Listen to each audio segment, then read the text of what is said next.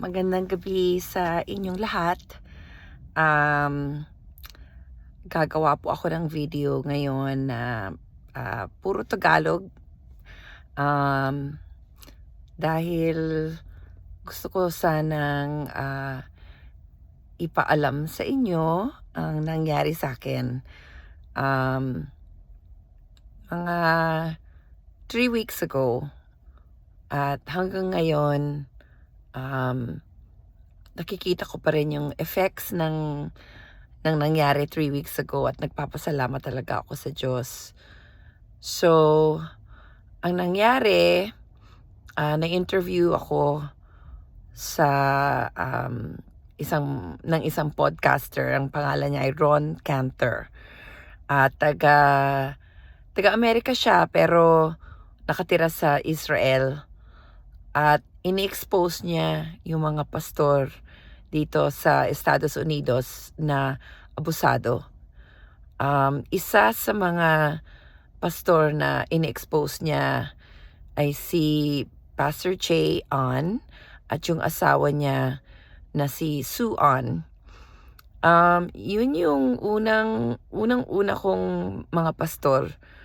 19 years old pa lang po ako at nakilala ko na sila dahil si Sue An, last name An, A-H-N, kasi Koreano si Che yung asawa niya. Si Sue An, naging bayaw. She was my sister-in-law dahil ang napangasawa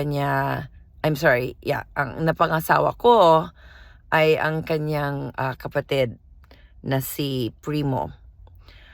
Siguro nakita nyo na yung sine, yung TV movie Magpakailanman, na ang nag-host ay si Mel Tiangco. 2-part series po yun, lumabas noong 2022. And pinamagatang the Pia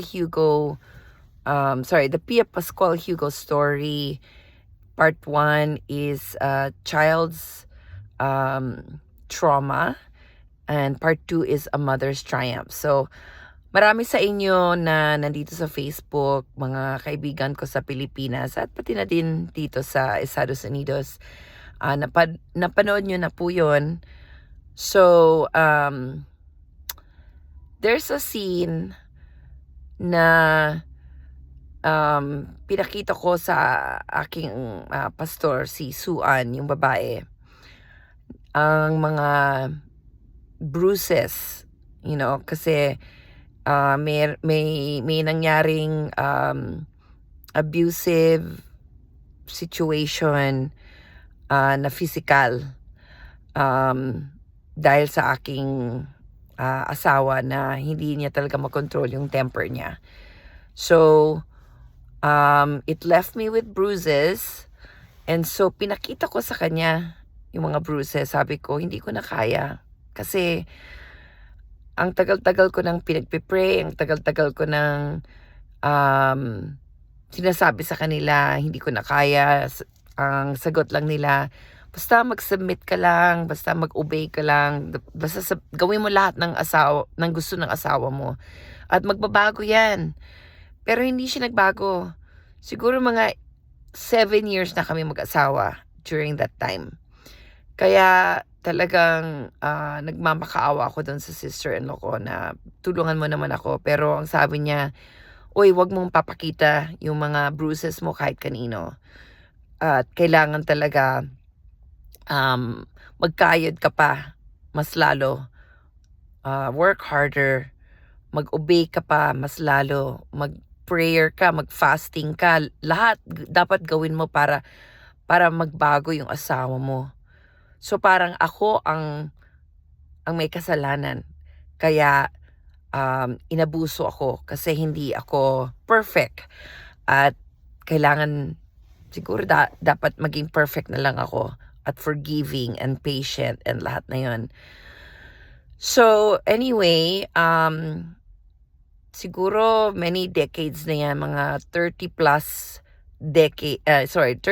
years ago na yan.